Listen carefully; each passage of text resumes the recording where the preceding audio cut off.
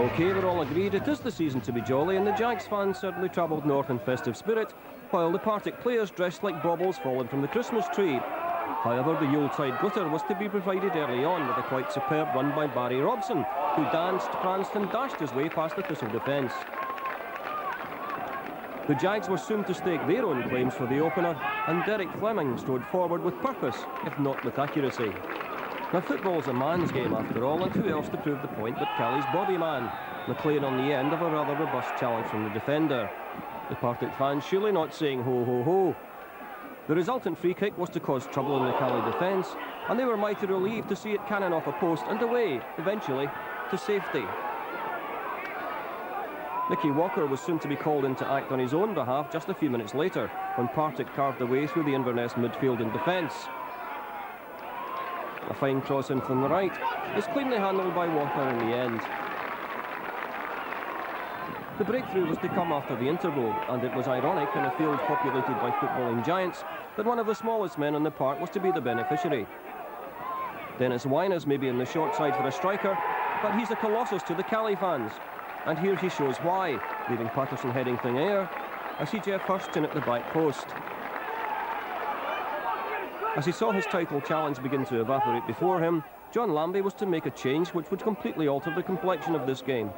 Off the bench came fans' favourite Martin Hardie, who fairly flings himself at this cross to pull Partick level. Perhaps he's looking for a few clauses to be added to his contract. So all square and anyone's game at this stage, although Hardie was to have the final say and where the points would be at 4:40. The Cali defence struggled to clear the danger, and Hardie is in the right place at the right time to ensure the Partick travelling band can carol their way back to Glasgow in suitably festive mood.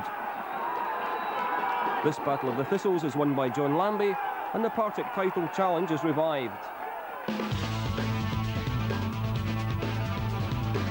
First half we created one or two great chances, but the second half I must say that we reorganised ourselves, and really my players deserve what they got, because it was a fighting display. We shut things down what we've not been doing, we created chances and we scored two of the chances, albeit the sub come on. But in saying that, this is a difficult place to come, a very difficult place, and they're a great football side, but today I'm giving the credit to my players because we didn't let them play. We were the team that was playing football and we thoroughly deserved to win the game. Well, it was quite strong words at the end of the game in terms of how much, certainly it ruins my weekend because I feel passionate about my football, and I'd be disappointed if players can just shrug off the result and go out and party on a Saturday night. To me, that football is the be-all and end-all if it's your living, and I hope the players feel hurt. And the fortunate thing is the league is so tight that we have no aspirations to win the league, but we certainly don't want to go out the league, and we have to realise that we're still in a relegation fight along with probably 7 other teams. So no change between the top two in the Bell's First Division.